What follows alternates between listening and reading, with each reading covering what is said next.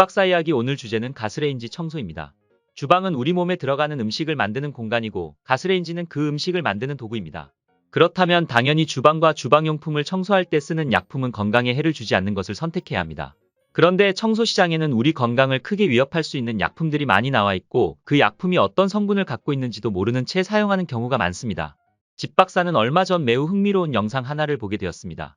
한 청소맨이 조그만 병에 담아온 정체불명의 약품으로 매우 오염이 심한 가스레인지 바닥과 후드를 청소하는 모습이었습니다. 조회수는 무려 150만이 넘었습니다. 몇 차례 쓱싹쓱싹 하는 동작만으로 오염은 순식간에 제거됐습니다. 참 희한한 일도 있구나 하면서 빤히 지켜보다가 영상 끝부분에서 그 약품의 이름을 알게 됐습니다. 집박사는 호기심이 발동해 문제의 약품을 검색하기 시작했습니다. 그러다 기절할 뻔한 신문기사 하나를 만났습니다. 바로 이것입니다. 기사 몇 줄만 인용하겠습니다. 대전의 한 초등학교에서 양잿물로 알려진 수산화나트륨을 주원료로 하는 강력 세제로 음식이 닿는 조리기구를 닦아왔다는 폭로가 나왔다. 10년 넘게 조리원으로 일하고 있는 A씨는 CBS 인터뷰에서 날마다 그 강력한 세제로 음식물이 닿고 또 몇 시간 동안 음식을 담아두는 국솥, 밥솥, 집기류 등을 다 닦았다고 고백했다. 오븐 및 기름때 제거용으로 사용되는 세척제 땡땡땡땡땡은 전판, 튀김솥 전용으로 나오는 세제다. 오븐과 그릴 등에 눌러붙은 찌든 기름 성분을 제거하는데 탁월의 대용량으로 음식을 조리하는 곳에서 주로 사용한다. 중간을 생략하고 다시 한 단락을 가져오겠습니다. A씨는 날마다 그 독한 세제로 국솥 등을 닦아내고 물로 여러 번 헹구고 하지만 그게 다 사라질지 모르겠다며 아이들 국 끓이는 국솥을 닦을 때는 정말 미안한 마음이 들었고 빚을 지고 사는 기분이었다고 전했다. 세제를 사용하는 조리원들끼리 모이면 우린 죽으면 폐암으로 죽을 거야라고 말한다고 한다. 참으로 놀라운 일이 아닐 수 없습니다. 집박사는 문제의 제품을 구해 상품을 샅샅이 살폈습니다. 위험하다는 문구는 잘 보이지 않았습니다. 간신히 접촉할 경우 피부에 심한 화상을 입을 수 있다는 문구를 발견했지만 눈에는 잘 띄지 않았습니다. 그러나 뿌리고 헹구면 끝. 3분 만에 청소 완성. 이라는 광고 문구는 쉽게 접할 수 있었습니다. 그럼 건강을 해치지 않고 가스레인지를 깨끗하게 청소하는 방법은 없을까? 집박사는 집요한 탐색 끝에 그 방법을 찾아내고 실험하는 데 성공했습니다. 주인공은 베이킹소다와 소주입니다. 실험 상황을 압축해서 보여드리겠습니다.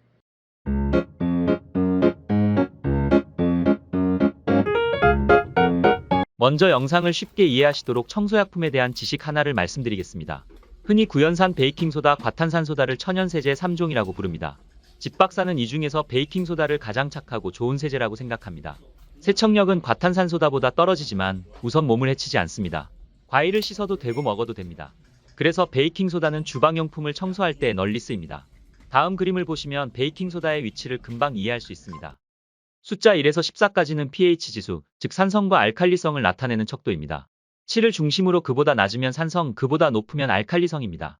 세척력은 산성물질보다 알칼리성 물질이 훨씬 강해서 청소약품으로 많이 개발되는데 베이킹소다는 8, 과탄산소다는 11입니다. pH 12부터는 독성물질로 간주됩니다. 양잿물은 pH 14입니다. 양잿물이 우리 몸에 들어가면 소화기관에 중대한 문제를 일으킵니다.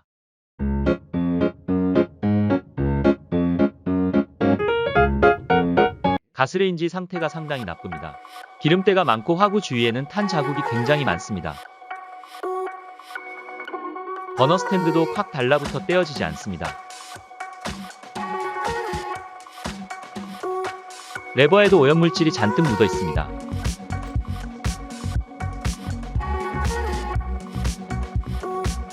베이킹소다, 소주, 수세미, 브러쉬를 준비했습니다. 수세미는 거친 면과 부드러운 면을 함께 쓸 수 있는 것이 좋습니다. 브러쉬는 다이소에 가면 이처럼 3가지 강도로 나와 있는 것을 살 수 있습니다. 일단 버너 스탠드와 레버 등 부속품을 옮겨 놓습니다. 왼쪽 버너 스탠드는 떨어지지 않습니다. 어떻게든 떼어야 작업이 됩니다. 소주입니다. 이것으로 버너 스탠드를 떼어보겠습니다. 물유지에 소주를 묻혀 버너 스탠드 주위에 충분히 묻혀줍니다. 과연 이 소주로 꽉 둘러붙은 버너 스탠드를 뗄 수 있을까요? 불꽃 감지부에는 물기가 들어가지 않도록 주의해야 합니다. 중심부 센서 부분은 민감함으로 손 떼지 않겠습니다. 다른 화구에도 소주를 먹입니다. 역시 불꽃 감지 기부는 조심해야 합니다. 상판 주위에도 골고루 소주를 묻혀줍니다. 레버 부분도 소주를 묻혀주고 상판도 소주를 넓게 펼쳐서 묻혀둡니다. 기름때가 묻어있는 타일 부분과 상판 모서리 부분도 마찬가지입니다.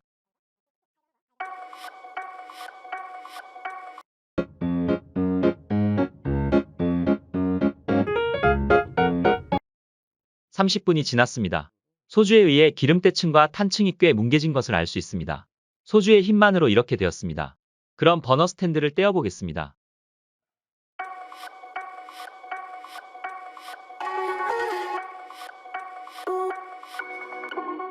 떼었습니다. 와, 대박입니다. 그 단단한 것이 소주 한 잔에 무너졌습니다. 그럼 이제 부속품을 베이킹소다물에 담그겠습니다. 싱크대에 더운 물을 받고 베이킹소다를 3컵 정도 집어넣습니다. 베이킹소다는 물에 희석되면 세척력이 떨어지기 때문에 가루 상태로 쓰는 게 원칙입니다. 그래서 큰 비닐봉투에 부품들을 넣고 과탄산소다를 넣은 뒤 뜨거운 물을 부어 세척하는 경우도 있는데 집박사는 이 방법을 추천하지 않습니다. 스테인리스가 아닌 철제는 과탄산소다를 만나면 변색되기 때문입니다. 특히 가스레인지 부품 일부는 알루미늄으로 돼 있어 뒤처리를 제대로 하지 않으면 까맣게 변색돼 버립니다.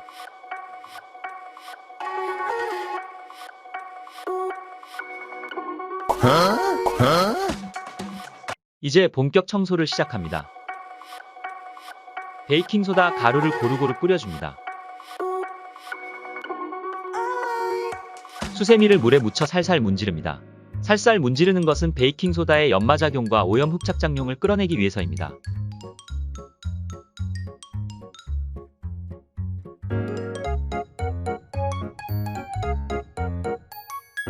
잘 제거되지 않는 부분은 브러쉬를 이용합니다.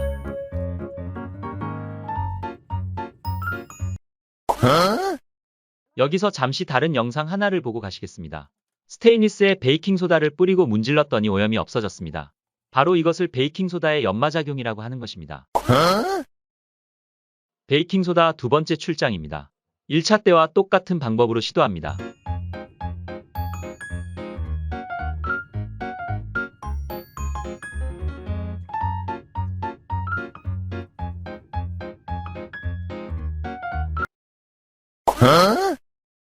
이제 소주가 등장할 차례입니다. 베이킹소다를 가볍게 뿌리고 수세미에 소주를 묻혀 닦습니다.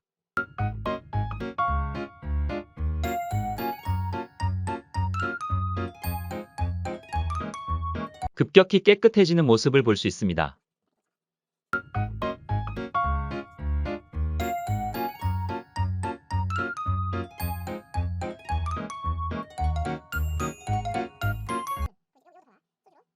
구멍 속 오물도 소주 한 방울에 완전히 떨어집니다. 완전 대박입니다.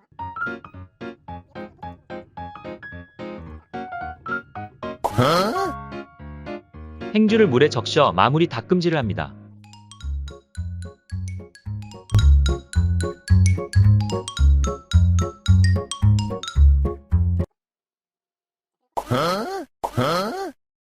이제 싱크대에 담가두었던 부속품을 챙겨야 합니다. 소다물에 약 30분 동안 담가두었더니 오염이 많이 녹았습니다. 브러쉬로 문지르고 수세미로 문지릅니다. 이때 반드시 해야 할 일이 있습니다. 따뜻한 물에 헹궈준 뒤 주방세제로 한 번 더 닦는 일입니다. 이렇게 하면 베이킹소다의 알칼리 성분이 중화되어 완벽한 작업이 됩니다. 완성된 모습입니다. 가스레인지가 아주 깨끗해졌습니다. 착한 세제 베이킹소다와 소주의 조합이 이런 결과를 가져왔습니다. 소주에 불린 시간 30분을 빼면 40분밖에 걸리지 않았습니다. 대박입니다. 그럼 여기서 한 가지 질문을 던지겠습니다. 가스레인지 아래쪽 바닥이나 위쪽 후드는 음식물과 직접 닿지 않으므로 독한 약품을 써도 될까요? 집박사는 당연히 아니올시다라고 말하겠습니다.